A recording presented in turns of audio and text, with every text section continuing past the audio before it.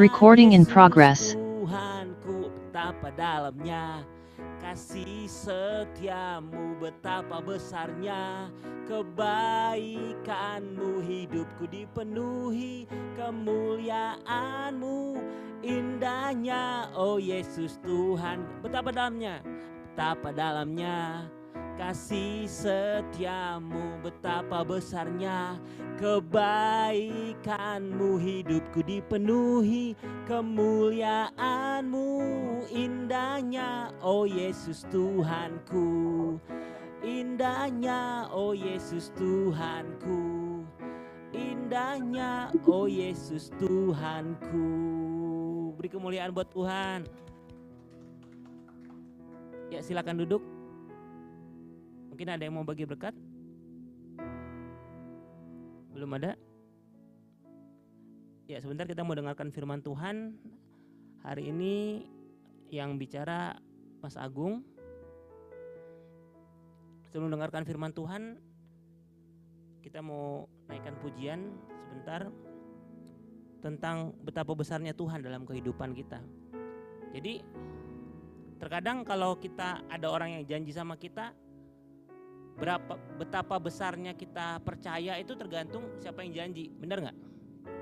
Misalnya nih, bos kita janjiin tahun depan lo akan saya promosiin gitu. Nah, kalau kita kenal dengan bos kita dan bos kita itu orang yang kalau ngomong itu bisa dipercaya, pasti kita wah yakin tahun depan gua akan promosi nih, benar nggak?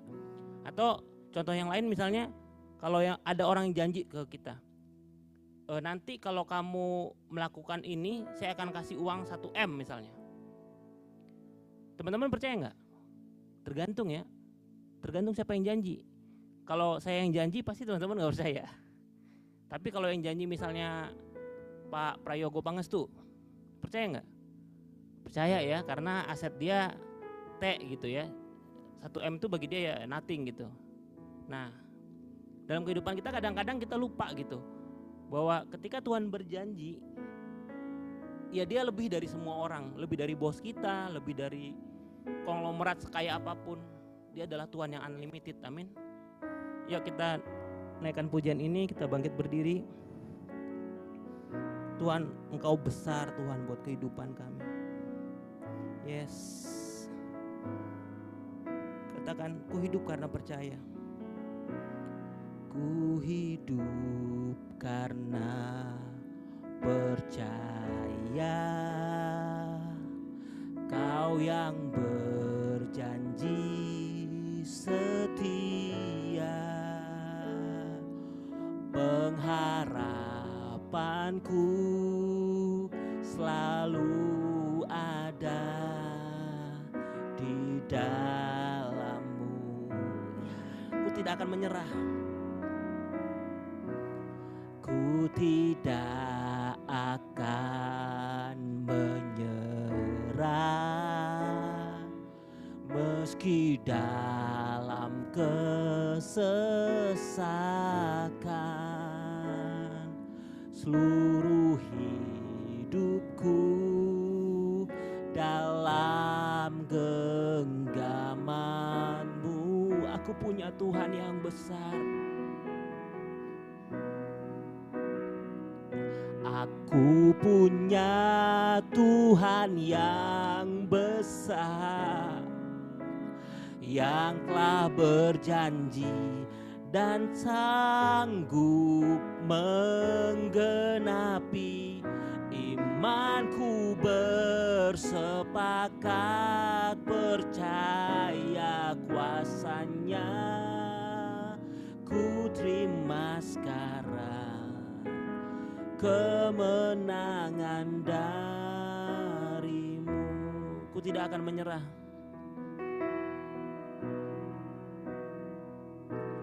Ku tidak akan menyerah, meski dalam kesesakan, meski dalam kesesakan, seluruh hidupku dalam genggaman-Mu. Aku Tuhan yang besar. Aku punya Tuhan yang besar, yang telah berjanji dan sanggup menggenapi. Imanku bersepakat percaya kuasanya. Ku terima sekarang kemenangan darimu. Aku punya Tuhan yang besar. Oh, aku punya Tuhan yang besar, yang telah berjanji dan sanggup menggenapi. Imanku bersepakat percaya kuasanya. Ku terima sekarang kemenangan darimu. Ku terima sekarang, ku terima sekarang kemenangan darimu.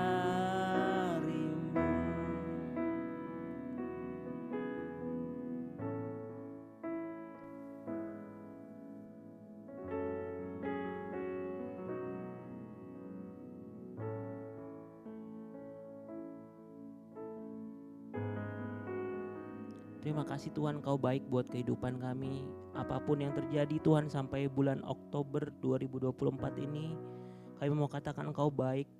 Dan kami percaya bahwa rencana-Mu pasti terjadi buat kehidupan setiap kami. Ketika kami tetap percaya, ketika kami tetap melangkah bersama Tuhan, tidak ada yang tidak mungkin Tuhan. Kami percaya Tuhan, halangan sesulit apapun akan kami hadapi, akan kami lewati bersama-sama dengan Tuhan. Terima kasih Tuhan untuk janji-Mu. Kami mau memutuskan untuk sepakat untuk beriman kepada janji-janji Tuhan, dan kami percaya 2024 ini kami akan melihat janji-janji Tuhan digenapi buat kehidupan kami. Terima kasih Tuhan, terima kasih Engkau baik buat kehidupan kami Tuhan, terima kasih. Naikkan sekali lagi, aku punya Tuhan yang besar. Aku punya Tuhan yang besar dan sanggup menggenapi. Imanku bersepakat percaya kuasanya.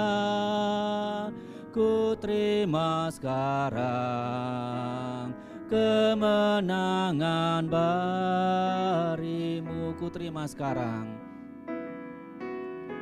ku terima sekarang kemenangan darimu. Terima kasih Bapa Sorgawi, kami bersyukur kepadamu. Terima kasih, kami berdoa Tuhan yang mengurapi kami semua yang hadir di tempat ini, baik yang melayani maupun yang hadir, yang mendengarkan firman-Mu. Tuhan berkati semuanya agar supaya sungguh kehendak-Mu jadi di dalam hidup kami. Di dalam nama Tuhan Yesus kami berdoa, meminta serta mengucap syukur kepadamu. Amin. Shalom, selamat siang semuanya. Saya sudah agak lama, cukup lama tidak hadir di OCM lagi karena ada tugas di tempat yang lain seperti itu. Baru kali ini saya bisa datang lagi. Kita tema untuk hari ini ya, itu adalah hidup di dalam kebenaran. Ya, seperti itu. Silakan slide-nya. Kita mau lihat bahwa hidup dalam kebenaran itu adalah hidup yang selalu memegang firman Tuhan sebagai prinsip dan nilai dasar, atau hidup di dalam integritas pribadi. Dalam hal ini ketika kita berbicara tentang masalah hidup di dalam kebenaran, maka itu sangat erat kaitannya dengan masalah integritas seperti itu. Ketika kita hidup di dalam kebenaran, maka kita juga hidup atau menunjukkan diri kita sebagai seseorang yang memiliki integriti, ya. Kalau misalnya seseorang hanya hidup di dalam mengatakan bahwa dia hidup di dalam kebenaran, tetapi sikap atau perkataan dan perbuatannya tidak menunjukkan apa yang dia yakini, maka itu dia tidak memiliki integritas dalam dirinya. Dan kalau kita mengatakan bahwa kita hidup di dalam kebenaran, itu tidak hanya untuk masalah pelayanan saja, tetapi itu juga untuk setiap aspek dalam kehidupan kita. Baik itu untuk masalah pelayanan, untuk masalah kehidupan pribadi, untuk kehidupan berkeluarga, maupun untuk kehidupan di dunia kerja kita, dalam karir kita seperti itu. Saya sekali waktu ya gitu ya, saya mengikuti satu acara bersama istri. Dalam kesempatan itu saat sedang acara ada sesuatu sehingga saya sempat kesal gitu kepada istri saya, dan kemudian sempat berbicara dengan nada yang agak keras seperti itu, bukan membentak, tetapi berbicara dengan nada yang agak keras gitu saat sedang acara seperti itu. Dan kemudian setelah itu saya sadar gitu bahwa saya salah ya. Saya sadar bahwa saya salah, dan ketika saya merenungkan, maka saya dapatin bahwa saya harus berusaha untuk berubah, bukan untuk menjaga image saya atau citra saya gitu ya di hadapan orang-orang lain, tetapi saya harus mengubah cara saya berkata-kata kepada istri saya itu secara mendasar gitu ya. Bagaimana saya berkata-kata, bagaimana saya berbicara, bahkan ketika saya tidak sedang di hadapan orang-orang lain seperti itu. Next. Ya. Kalau dalam Roma 12 ayat 2 itu mengatakan janganlah kamu menjadi serupa dengan dunia ini. Kalau dalam bahasa Inggrisnya itu yang saya baca dan yang kita bisa lihat di sini adalah jangan menjadi serupa, conform to the pattern of this world ya. Tidak mengikuti pola-pola dunia ini, tetapi berubahlah oleh pembaharuan budimu sehingga kamu bisa menguji dan membuktikan apakah kehendak Allah itu.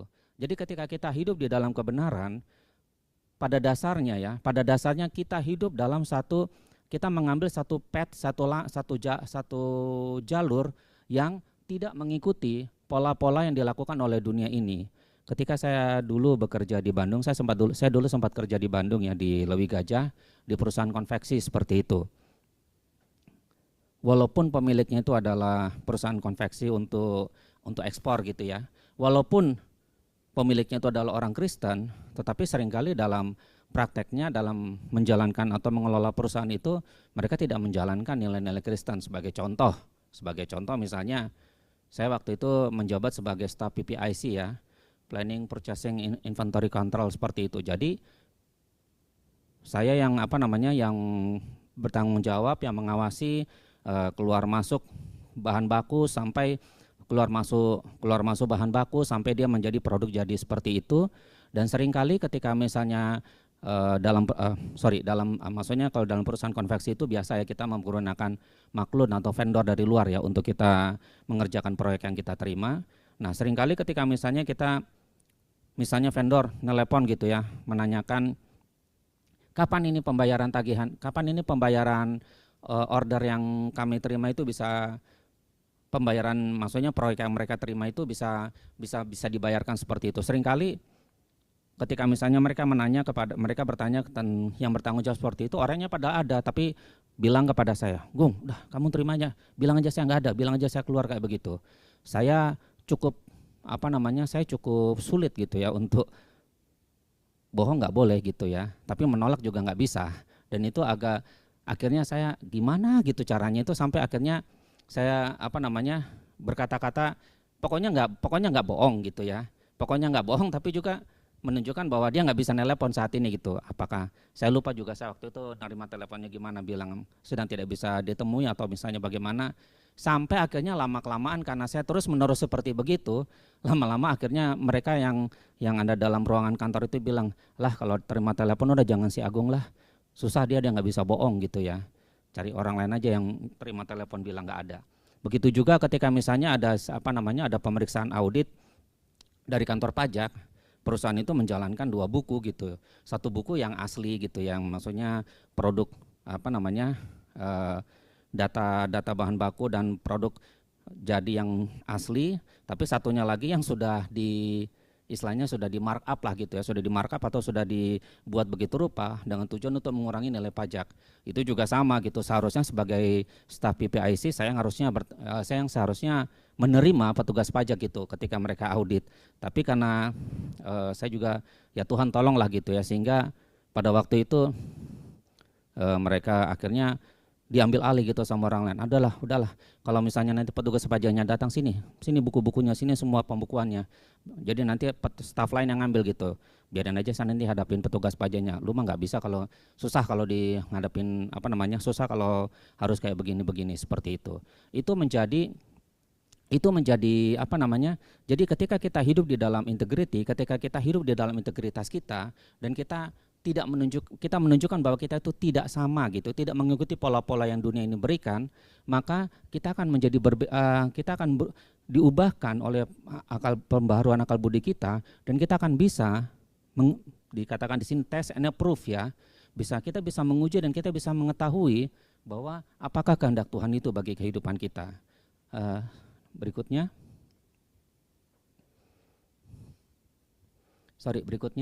Nah, kalau dalam kita tadi sudah bahas bahwa hidup dalam kebenaran itu erat kaitannya dengan integritas. Kalau dalam Kamus Besar Bahasa Indonesia itu integritas itu adalah mutu, sifat atau keadaan yang menunjukkan kesatuan yang utuh sehingga memiliki potensi dan kemampuan yang memancarkan kewibawaan, kejujuran seperti itu. Intinya adalah ketika kita berjalan di dalam integritas, maka kita bisa menjadi seseorang yang jujur dengan diri kita sendiri. Jujur dengan diri kita sendiri dan jujur dengan Tuhan gitu ya. Kita tidak menjadi seseorang yang seharusnya saya begini, tapi di depan orang lain kita menunjukkan hal yang berbeda seperti itu. Integritas adalah kejujuran yang menjadi prinsip dan selalu dipegang teguh ya. Dan itu adalah sesuatu yang harus dimiliki ya, kita sama-sama sepakat ya bahwa itu adalah integritas itu adalah sesuatu yang harus dimiliki baik dalam dunia kerja maupun dalam kehidupan pribadi seperti yang tadi sudah disampaikan di depan. Ketika kita bekerja dalam integritas kita, maka itu seringkali akan Tuhan bisa memakai hal itu untuk menyatakan kemuliaannya. Nanti ada kesaksian lagi itu dari seseorang yang saya kenal seperti itu ya. Integritas ini menjadi lebih kuat ketika seseorang konsisten antara apa yang dikatakan dan apa yang dilakukan atau menjalankan ucapannya dan berkomitmen untuk melakukan hal itu. Tidak cukup ketika kita misalnya hanya memiliki komitmen, saya mau hidup benar. Tidak, tetapi kita harus menjalankan apa yang menjadi komitmen kita itu.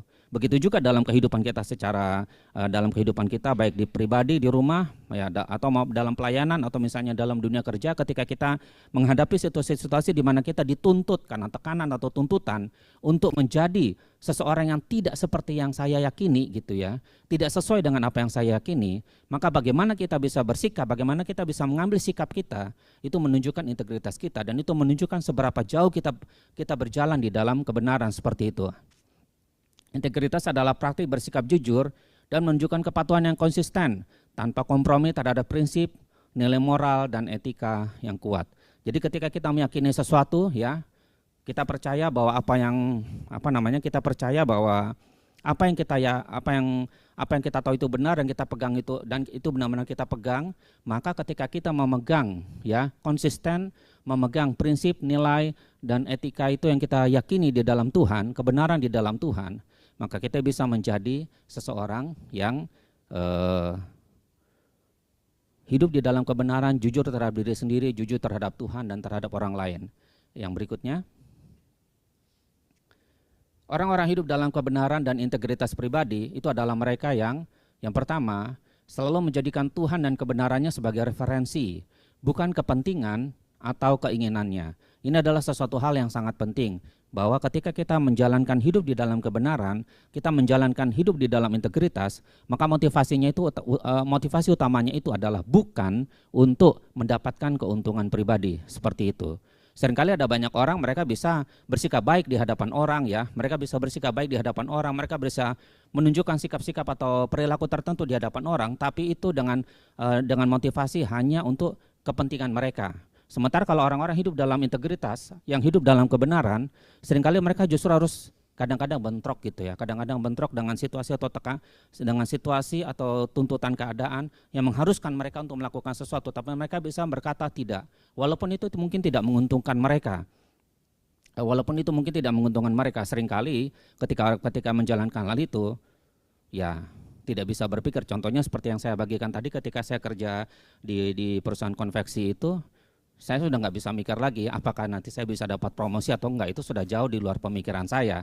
Karena seringkali kan orang-orang yang bisa diajak kerjasama, yang bisa disuap, yang bisa disogok, yang bisa diajak untuk melakukan perbuatan-perbuatan yang tidak benar, seringkali mereka lah yang pada akhirnya akan diberikan jabatan-jabatan atau posisi tertentu. Tetapi nanti kita akan lihat ada kesaksian dan juga mungkin dari ayat berikutnya bahwa ada berkat Tuhan tersendiri ketika kita hidup di dalam kebenaran. Dan yang kedua, orang-orang yang hidup di dalam kebenaran dan integritas pribadi itu, mereka tidak takut untuk mengambil sikap tegas, bersikap jujur terhadap dirinya sendiri, tidak kompromi mengambil jalan lain yang menyimpang karena tekanan atau tuntutan tanpa syarat untuk melakukan apa yang benar.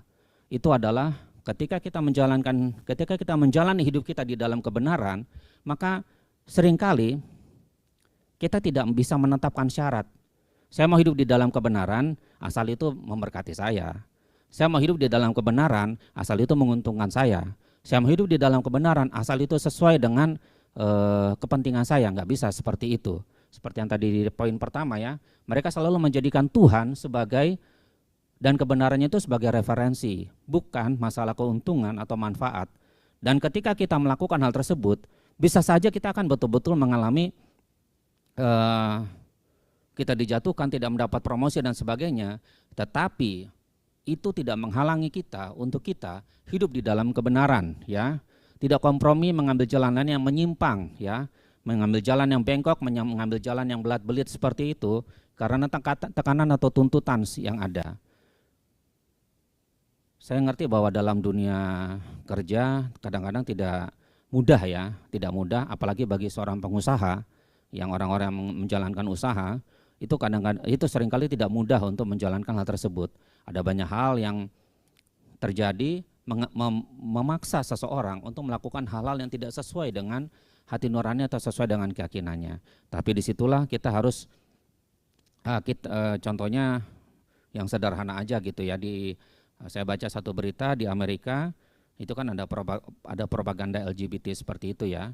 Dan itu sudah menjadi satu undang-undang yang dikeluarkan dalam satu peraturan perundang-undangan, sehingga itu bisa mengancam atau menjerat pidana orang-orang yang dianggap memperlakukan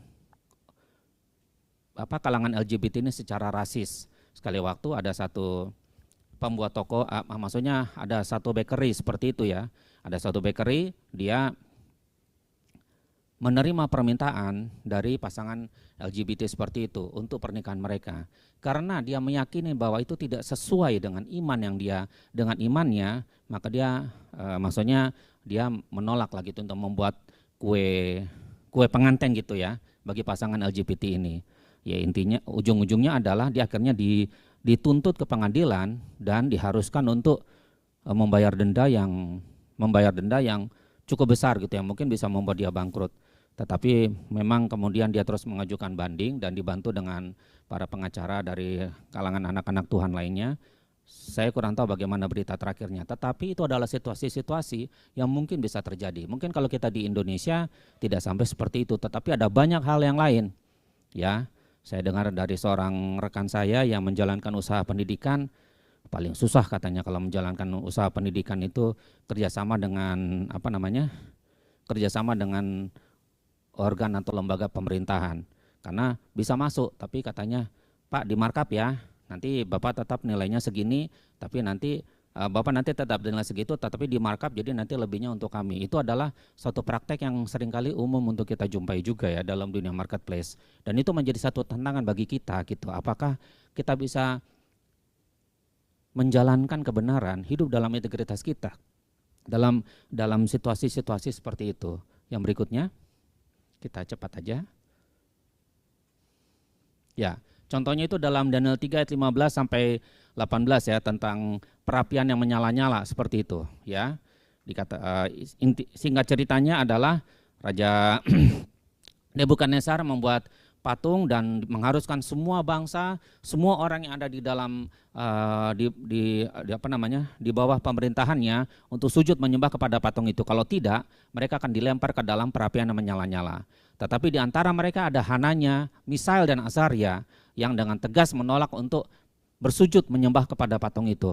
Dan ayat 3 ayat 15 dikatakan, sekarang jika kamu bersedia, demi kamu mendengar bunyi sangkakala, seruling, kecapi, rebab, gambus, serdam, dan berbagai-bagai jenis bunyi-bunyian, sujudlah menyembah patung yang aku buat itu. Tetapi jika kamu tidak menyembah, kamu akan dicampakkan seketika itu juga ke dalam perapian yang menyala-nyala. Dan dewa manakah yang dapat melepaskan kamu dari dalam tanganku? Ini jawabannya yang luar biasa ya. Lalu Sadrak, Mesak, dan Abednego, jadi Hananya, Misael, dan Azaria menjawab Raja Nebukadnezar, tidak ada gunanya kami memberi jawab kepada Tuanku dalam hal ini. Jika Allah yang kami puja sanggup melepaskan kami, maka ia akan melepaskan kami dari perapian yang menyala-nyala itu dan dari dalam tanganmu ya Raja. Tetapi seandainya tidak, hendaklah Tuanku mengetahui ya Raja, bahwa kami tidak akan memuja dewa Tuanku dan tidak akan menyembah patung emas yang Tuanku dirikan itu. Mereka adalah pejabat di pemerintahan Babel. Dan ketika mereka menyatakan penolakan mereka menghadapi resiko tidak hanya kehilangan promosi, tidak hanya kehilangan jabatan mereka, tetapi bahkan nyawa mereka sendiri. Tetapi yang seperti yang kita sudah bahas tadi sebelumnya, bahwa hidup dalam kebenaran itu adalah tanpa syarat gitu ya. Tanpa syarat, selalu menjadikan Tuhan sebagai referensi, tidak memandang kepentingan atau keuntungan bagi pribadi seperti itu. Jika Allah yang kami puja sanggup melepaskan kami, maka dia akan melepaskan kami. Tapi kalau tidak, hendaklah Tuanku Raja mengetahui kami tetap tidak akan menyembah. Ya, ada satu sikap yang tegas sekali diambil terhadap situasi tekanan keadaan seperti itu. Ya, jadi tanpa kompromi, tidak mengambil jalan yang belat-belit, tidak mengambil jalan yang belok-belok seperti itu. Ya, dan kita tahu bagaimana akhir ceritanya, bahwa mereka memang dilemparkan ke dalam perapian yang menyala-nyala itu, tetapi Tuhan melepaskan mereka secara ajaib. Tetapi pada ketika mereka menghadapi situasi itu, pada awalnya mereka tidak tahu apakah Tuhan akan menolong mereka atau tidak. Apakah mereka akan martir atau Tuhan melakukan mujizat, melakukan keajaiban. Dan ternyata Tuhan melakukan mujizatnya. Ketika kita seringkali menghadapi situasi tantangan di mana kita harus hidup dalam kebenaran, hidup dalam integritas pribadi, mungkin kita juga nggak tahu akhirnya endingnya bagaimana. Tapi tanpa syarat, kita melakukan apa yang kita tahu, kita melakukan apa yang kita tahu adalah kebenaran, kita melakukan apa yang kita yakini gitu ya, sesuai dengan hati nurani kita. Kemudian yang berikutnya, Daniel 6 ya. Ini cerita tentang Daniel dan gua singa. Kisah ini menceritakan tentang dua sisi, tentang hidup dalam kebenaran ya. Demi didengar Daniel bahwa surat perintah itu telah dibuat, pergilah ia ke rumahnya. Dalam kamar atasnya ada tingkap-tingkap yang terbuka ke arah Yerusalem. 3 kali sehari ia berlutut, berdoa serta memuji Allahnya seperti yang biasa dilakukannya. Daniel tetap mempertahankan kehidupannya sama seperti yang dia tahu, walaupun ada ancaman bahwa dia ada peraturan, ada undang-undang yang mungkin akan membuat dia menghadapi bahaya seperti itu ya. Dan karena undang-undang yang dikeluarkan raja itu, sesudah itu raja memberi perintah, lalu diambillah Daniel dan dilemparkan ke dalam gua singa. Berbicaralah raja kepada Daniel, Allahmu yang kau sembah dengan tekun, dialah kiranya yang melepaskan engkau. Jadi kau sembah dengan tekun itu menunjukkan adanya satu komitmen untuk menjalani kehidupan, tidak hanya pada saat-saat tertentu, tidak hanya pada saat dibutuhkan, tetapi memang itu sudah menjadi satu way of life, menjadi satu gaya hidup seperti itu ya. Dan ayat yang berikutnya ya, setelah semalaman di dalam gua singa dikatakan, Daniel menjawab raja, Allahku telah mengutus malaikatnya untuk mengatupkan mulut singa-singa itu, sehingga mereka tidak mengapa-ngapakan aku, karena ternyata aku tak bersalah di hadapannya. Tetapi juga terhadap Tuanku ya raja, aku tidak melakukan kejahatan. Jadi dua sisi bagaimana kita menjalankan hidup kita dalam kebenaran, itu adalah yang pertama-tama, kita mempertahankan hati nurani yang murni di hadapan Tuhan, kita tidak bersalah di hadapan Tuhan. Dan yang kedua, ketika kita hidup di dalam integritas, maka kita juga tidak melakukan kejahatan, ya. Kita juga tidak melakukan kejahatan dalam integritas kita. Kita tidak melakukan kejahatan, kita tidak melakukan hal-hal yang jahat atau yang buruk kepada orang-orang lain. Seringkali ketika kita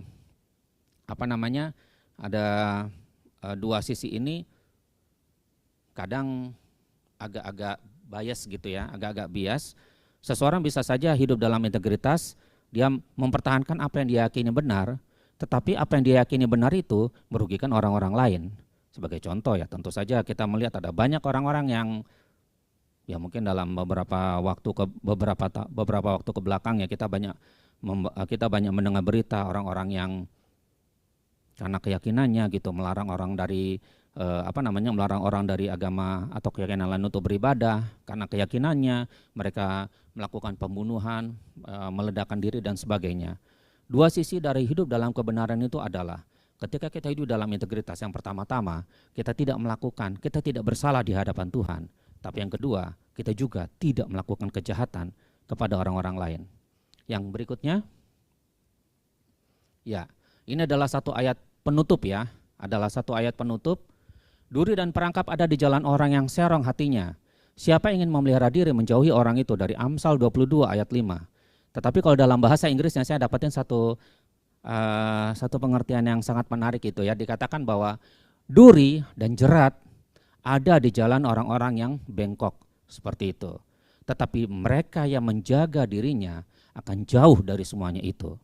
Ketika kita hidup di dalam kebenaran, ketika kita hidup di dalam integritas kita, seketika itu mungkin sepertinya merugikan kita. Contohnya seperti Hananya, Misal dan Azaria itu.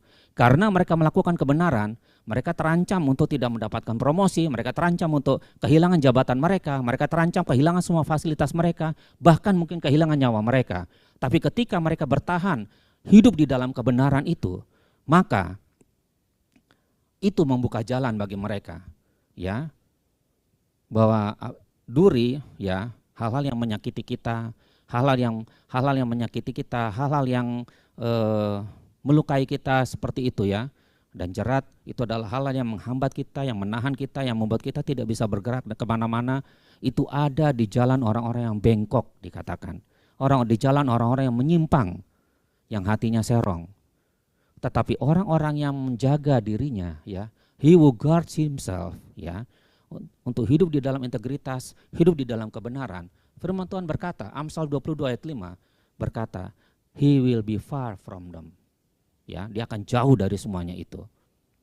Pada akhirnya apa yang kelihatannya merugikan kita, itu sebetulnya justru menjauhkan kita dari segala duri dan jerat perangkap yang mungkin akan menjerat, yang menahan kita atau menjerat kita dalam kehidupan kita.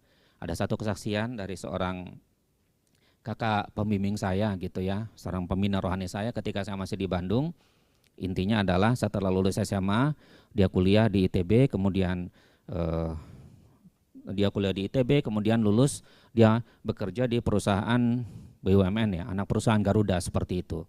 Dan dalam prosesnya itu dia terus berjalan di dalam kebenaran, dia terus melakukan kebenaran seperti itu, menjaga integritasnya sebagai seorang anak Tuhan. Melewati berbagai posisi ya, ditempatkan di purchasing, ditempatkan di financing, ditempatkan di segala macam divisi yang ada, sampai ada satu waktu di mana dia, ini mungkin bahasa saya kurang begitu pas, tapi ceritanya kira-kira seperti ini. Dia ditempatkan dalam satu divisi ya, sebagai kepala di satu divisi yang kan itu anak perusahaan Garuda ya, yang dia harus tekan gitu ya, untuk setiap persetujuan keluar masuk atau barang-barang impor seperti itu. Dia baru 3 bulan ditempatkan di situ dan langsung dicopot gitu ya. Dia baru 3 bulan ditempatkan di situ dan langsung dicopot. Rupanya ada konspirasi di belakangnya. Karena begitu dia dicopot, tidak lama setelah itu ada kasus yang penyelundupan Harley itu lewat Garuda lewat Garuda seperti itu ya. Ada kasus penyelundupan Harley lewat Garuda itu. Orang-orang tahu bahwa dia tidak akan bisa diajak untuk kerjasama, ya. Dia tidak akan bisa diajak untuk dipaksa untuk menandatangani atau memberikan persetujuan terhadap hal-hal yang tidak sesuai dengan prosedur seperti itu. Jadi baru 3 bulan dia menjabat langsung dicopot. Tetapi yang luar biasa ya, abang ini kemudian cerita, justru karena gua dicopot gua selamat. Karena begitu itu terbongkar, pejabat pengganti saya, atasan yang menempatkan dia dan semua orang yang terlibat di sekitarnya itu masuk penjara semua. Mereka jadi tersangka, ada yang dipenjara, ada yang ditangkap dan sebagainya. Tapi gue selamat karena gue keluar begitu sebelum itu terjadi gitu. Seringkali ketika kita hidup di dalam integritas, hidup di dalam kebenaran seperti itu, maka kita justru menjauhkan duri-duri dan jerat-jerat dari kehidupan kita. Hal-hal yang mungkin bisa menghancurkan kita, bisa melukai kita gitu ya. Dan itu berlaku untuk semua hal gitu ya.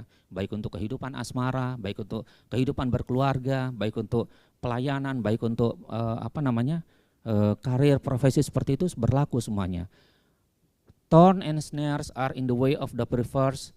He who guards himself will be far from them. Ya, ketika kita menjaga hati kita, menjaga diri kita, untuk kita tetap hidup dalam kebenaran, hidup dalam integritas, maka kita justru menjauhkan duri-duri dan perangkap jerat itu dari kehidupan kita.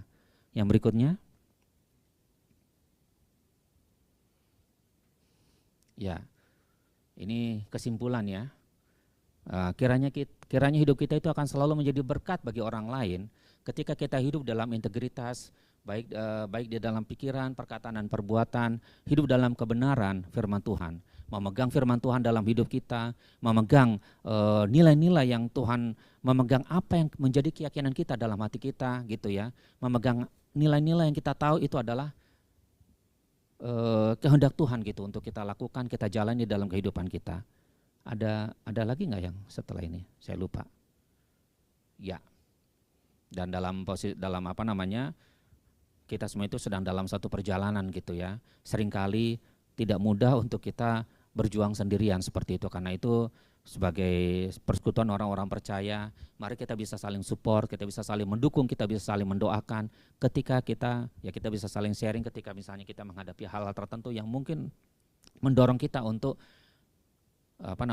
menyimpang dari kebenaran. Kita bisa saling sharing, kita bisa saling mendoakan karena kita memang butuh dukungan, berjalan bersama-sama ya, untuk kita bisa tetap berjalan di dalam path-nya Tuhan ya. Itu yang bisa saya bagikan pada siang hari ini. Sebenarnya ada satu ayat yang yang saya lupa gitu untuk saya buat di PPT itu dari Daniel 11 ayat yang ke-32. Dan orang-orang berlaku fasik terhadap perjanjian akan dibujuknya sampai murtad dengan kata-kata licin. Tetapi umat yang mengenal Allahnya akan tetap kuat dan akan bertindak. Seringkali godaan untuk kita tidak hidup di dalam kebenaran, godaan untuk kita tidak hidup di dalam integriti seperti itu seringkali licin banget gitu ya, dengan kata-kata licin. Dan kalau kita tidak betul-betul mengenal Tuhan, kalau kita tidak betul-betul memiliki komitmen dalam hati kita, maka akan mudah sekali untuk kita itu dibujuk dengan kata-kata licin itu sehingga kita terpeleset dan jatuh. Karena itu sangat penting bagi kita untuk terus membangun hubungan dengan Tuhan, terus menjaga hubungan kita dengan Tuhan, sehingga kita tahu apa yang Tuhan mau dari hidup kita dan kita tidak tertipu dengan kata-kata licin dari si jahat. Paling itu yang bisa saya bagikan pada siang hari ini. Kita berdoa. Bapa, terima kasih atas anugerah-Mu di dalam kehidupan kami. Terima kasih ya Bapa Sorgawi, karena kami tahu bahwa Engkau memberikan kepada kami satu kehidupan untuk kami jalani, yaitu hidup di dalam kebenaran. Kami mau untuk hidup sesuai dengan apa yang kami yakini, apa yang kami tahu itu adalah benar ya Tuhan. Kami mau untuk hidup tidak bersalah di hadapan Tuhan dan juga tidak melakukan kejahatan kepada orang-orang lain. Kami hidup di dalam kebenaran, menjaga diri kami dari apa yang jahat, menjaga diri kami untuk tidak melakukan hal-hal yang menyimpang dari kebenaran, sehingga hidup kami boleh menjadi berkat bagi banyak orang, hidup kami boleh menjadi berkat bagi orang-orang lain ya Tuhan. Ketika mereka melihat bahwa hidup kami adalah hidup yang berkenan di hadapan Tuhan, hidup yang diberkati karena kami memegang nilai-nilai, memegang kebenaran, memegang prinsip-prinsip, memegang apa yang firman Tuhan katakan dan mengutamakan Tuhan di dalam segala sesuatu. Kami berdoa, aku berdoa ya Tuhan bagi semua hamba-hambamu, bagi semua umatmu yang saat ini mengikuti OCM pada siang hari ini. Kiranya Tuhan yang memberikan kepada mereka satu kekuatan, satu komitmen, satu keteguhan hati untuk mereka terus berjalan di dalam kebenaran, terus melangkah mengikuti Tuhan, terus melangkah di dalam apa yang Tuhan kehendaki bagi mereka, sehingga mereka menggenapi semua yang Tuhan mau bagi hidup mereka, dan mereka boleh menerima sepenuhnya semua janji-janji Tuhan bagi hidup mereka. Kami tahu bahwa Tuhan pada akhirnya akan memberikan yang terbaik bagi orang-orang yang mengasihi Tuhan. Engkau menghormati orang-orang yang menghormati Engkau, dan Engkau memberkati orang-orang yang mengutamakan Engkau di atas segala-galanya dalam segala hal. Terima kasih ya Bapa Sorgawi, terima kasih ya Tuhan Yesus, terima kasih ya Roh Kudus, kami bersyukur kepadamu. Hanya di dalam nama Tuhan Yesus kami berdoa, meminta serta mengucap syukur dalam nama Yesus, amin. Saya berikan kembali pada WL atau Bang Yopi.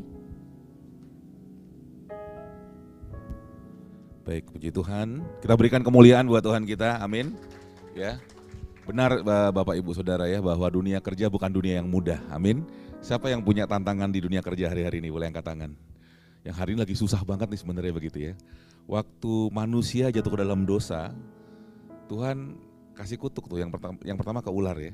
Ular karena dia dipakai iblis untuk menggoda, dia harus jalan makan debu tanah gitu ya. Terus yang kedua kepada wanita, dia akan sakit bersalin, tapi tetap birahi sama suaminya. Tapi yang lucu, ke Adam Tuhan gak kasih. Tapi karena engkau memakan buah yang aku larang, nanti kalau baca di kitab itu ya, karena engkau memakan buah yang aku larang, maka terkutuklah tanah karena kamu. Jadi yang terkutuk tanah bukan Adam, saudara. Tanah itu apa? Tanah itu marketplace. Tanah itu tempat orang bekerja. Zaman dulu ya bertani, beternak ya di tanah. Makanya kalau dunia kerja hari ini begitu susah, ya memang demikian. Saya ketemu beberapa orang yang kalau ketemu ngobrolnya, aduh udah gak tahan bang, gak tahan. Bahkan istri saya sendiri juga kadang-kadang, aduh udah berhenti kerja aja deh. Kok begini banget sih kerja kayak begitu ya. Kerja bagus, gak dinilai baik gitu ya. Kerja bagus malah digosipin. Dan seterusnya. Ada banyak tantangan dalam dunia kerja. Tapi tadi disampaikan oleh Pak Agung jelas sekali. Tuhan menaruh kita di sana, amin. Untuk kita melewati setiap tantangan, untuk kita jadi kuat, amin. Untuk kita jadi menang. Tuhan menaruh kita di tempat yang gelap supaya apa? Supaya tempat yang gelap jadi terang karena ada kita, amin. Tetap semangat. Jadi kalau hari-hari ini lagi bimbang, lagi ragu nih, aduh ini kerjaan gimana sih gitu ya. Ini kerjaan gimana ya.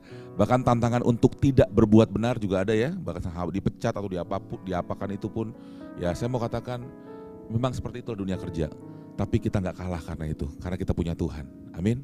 Percayalah bahwa Tuhan tidak kebetulan menaruh kita dimanapun kita bekerja hari ini, amin. Baik, puji Tuhan, terima kasih Bapak Ibu sudah ikut OCM hari ini. Mau ada offering silakan, kalau Bapak Ibu ingin memberi offering boleh berikan ya. Untuk gak kerasa kita sudah masuk di bulan Oktober, tinggal 2 bulan lagi tahun ini akan berakhir. Kira-kira target-target gimana, semangat, antusias? Bapak Ibu, kami sangat ingin mendukung pekerjaan Bapak Ibu. Kalau ada yang mau didoakan, kirim pokok doanya ke Pak Sudung ya, ke nomor HP Pak Sudung atau nomor HP Pak Roni atau siapapun yang sering mengundang Bapak Ibu. Karena kami ingin berdoa. Doanya apa aja Pak? Doa untuk masalah kesehatan boleh, doa untuk masalah keluarga boleh, doa untuk target-target kerja juga boleh. Doa untuk target-target kerja. Kenapa? Saya mau katakan karena ini penting. Pekerjaan itu penting buat kita saudara, amin. Makanya ya kita harus bawa dalam doa pekerjaan kita. Saya pernah datang ke sebuah perusahaan properti yang dalam perusahaan properti itu ada 1 unit kerja. Unit kerjanya tahu nggak Bapak Ibu? Pendoa syafaat. Saya baru tahu tuh ada 1 perusahaan properti cukup ya lumayan lah menengah ke atas ya besarnya. Tapi dia ada 1 unit kerja, di ruangan kantor ada biliknya. Ternyata itu tempat berdoa. Jadi semua marketing boleh masukin target untuk didoakan. Semua marketing misalkan dia mau deal sama si A, deal sama si B, bahkan purchasing juga sama, ketika dia mau beli barang dia boleh masukin target dan dia berdoa dan ada tim doanya. Nah saya pernah diundang untuk bicara sama tim doanya. Saya pernah diundang juga untuk peletakan batu pertama di properti tersebut supaya dibangun dan bahkan pernah diundang juga sekali untuk berdoa supaya perizinannya bisa lulus dengan baik gitu ya. Nah, jadi ternyata doa itu penting Bapak Ibu. Amin. Ayo, di sini kita ada yang mendoakan, jangan malu-malu, jangan takut-takut. Yuk kita berdoa ya. Itu aja. Terus kita akan adakan lagi ini di minggu ketiga ya, Jumat ketiga. Jumat ketiga, habis itu November, habis itu Natal ya. Mungkin kita pengen juga sekali-kali bikin Natal ya. Saya bicara dengan Pak Sudung baiknya gimana ya. Natal bersama di kantor ini mungkin dengan teman-teman yang ada di gedung ini ya. Itu aja. Baik, kalau gitu kita mau tutup dalam doa. Bapak Ibu, yuk mari kita bangkit berdiri. Kita datang pada Tuhan. Bapak, kami bersyukur kalau hari ini kami boleh mendengar firman-Mu. Sungguh firman-Mu kuat seperti pedang bermata dua. Dia mampu menusuk amat dalam, memisahkan pertimbangan hati dan pikiran kami Tuhan. Menguatkan, meneguhkan setiap kami di dalam nama Tuhan Yesus. Berbicara lebih lagi Tuhan, bahwa tidak kebetulan kalau kami ada di tempat kami kerja hari ini. Tidak kebetulan Tuhan. Kalau hari ini ada tantangan-tantangan yang begitu luar biasa di tempat pekerjaan kami. Kami mau katakan tidak kebetulan Tuhan. Engkau yang ada bersama-sama dengan kami, yang akan menolong kami, menguatkan kami, memegang setiap kami untuk menang dari setiap masalah tersebut. Kami berdoa di dalam nama Yesus. Buat rekan-rekan OCM partner Tuhan yang hari ini punya banyak tantangan di pekerjaannya. Kami katakan mereka kuat di dalam nama Yesus. Mereka menang di dalam nama Yesus. Biarlah pengurapan Tuhan penuh atas mereka. Terima kasih Bapa. Terima kasih Tuhan, Kau luar biasa Tuhan. Buat mereka berhasil Tuhan di pekerjaan mereka Tuhan. Buat nama-Mu dipermuliakan. Buat terang-Mu nyata dalam hidup mereka Tuhan. Terima kasih Tuhan, terima kasih. Bapak Ibu, kalau ada di antara Bapak Ibu yang butuh didukung dalam doa, khususnya yang punya permasalahan dengan keluarga, punya masalah dengan hubungan, mungkin dengan anak, mungkin dengan suami atau istri atau dengan rekan sekerja, kalau ada saja boleh letakkan tanganmu di dada, saya mau berdoa buat engkau. Kalau ada saja Bapak Ibu, engkau yang butuh didukung dalam doa. Baik Bapak, aku berdoa buat tangan-tangan letakkan di dada pada siang hari ini. Aku gak tahu masalah mereka apa Tuhan, tapi Engkau Tuhan yang maha tahu, Roh Kudus yang baik, yang lembut, Engkau yang menghampiri setiap mereka, peluk setiap mereka, berbicara kepada mereka bahwa Tuhan mengasihi mereka. Kalau masalahnya bukan karena mereka Tuhan, tapi biarlah mereka menjadi orang yang pertama yang melepaskan pengampunan, membawa perdamaian Tuhan. Karena Engkau suka kepada orang-orang yang cinta damai, yang membawa perdamaian akan disebut sebagai anak-anak Allah. Kami berdoa di dalam nama Yesus. Diberkati hubungan suami istri, hubungan orang tua dan anak, hubungan kakak dan adik mereka Tuhan. Diberkati. Kalau ada yang punya sakit penyakit kami katakan sembuh di dalam nama Yesus. Kami berdoa Tuhan dengan bilur-bilur darah Yesus. Semua sakit penyakit pergi dan tinggalkan mereka di dalam nama Tuhan Yesus. Dan kami berdoa Tuhan biar damai sejahtera Tuhan yang berlimpah-limpah. Itu yang boleh turun buat setiap kami, mengalir buat setiap kami, menjamah buat setiap kami. Terima kasih Bapa, terima kasih Tuhan. Engkau baik, Engkau luar biasa Tuhan. Kami tahu bahwa di dalam Engkau selalu ada jalan keluar Tuhan. Di dalam Engkau selalu ada jalan keluar. Dan kami percaya Engkau yang akan menolong setiap kami. Terima kasih untuk ibadah hari ini, terima kasih untuk hamba-Mu Bapak Pendeta Agung Tuhan. Berkati hidupnya, berkati keluarganya, berkati pelayanannya Tuhan. Semua yang dikerjakannya berhasil dan nama Tuhan dipermuliakan. Berkati juga Bang Julian, semua yang tim yang ada di tempat ini, yang memimpin OCM ini Tuhan, kami berdoa dalam nama Tuhan Yesus. Berkat penyertaan Tuhan sempurna buat setiap mereka. Dan kalau sebentar kami mau selesai, kami mau kembali ke pekerjaan kami juga mau menerima berkat Tuhan. Mari Bapak Ibu angkat tanganmu, arahkan hatimu kepada Tuhan dan terimalah berkat Tuhan. Umat Tuhan, kepunyaan Tuhan, kembalilah ke pekerjaanmu dan terimalah berkat Tuhan. Tuhan menghadapkan wajahnya kepadamu dan memberikan kau kasih karunia. Tuhan menyinari wajahnya kepadamu dan memberikan kau damai sejahtera. Biarlah berkat daripada Allah Bapa, kasih sayang daripada Tuhan Yesus Kristus, serta pertolongan penghiburan daripada Roh Kudus berlimpah-limpah di dalam setiap kehidupanmu. Apapun yang kau kerjakan dengan tanganmu akan berhasil. Diberkati engkau di kantormu, di rumahmu, di perjalanan. Diberkati hubungan kau dengan bosmu, pimpinanmu, bawahanmu. Diberkati engkau dengan hubungan dengan customermu. Diberkati dan melalui semua itu nama Tuhan dipermuliakan. Dijauhkan dari engkau mara bahaya dan kecelakaan. Dijauhkan dari hidup engkau sakit penyakit. Di dalam nama Tuhan Yesus kami terima setiap berkat Tuhan. Haleluya, sama-sama kita katakan amin. Beri kemuliaan buat Tuhan. Tuhan Yesus memberkati. God bless you. Silakan bersalam-salaman.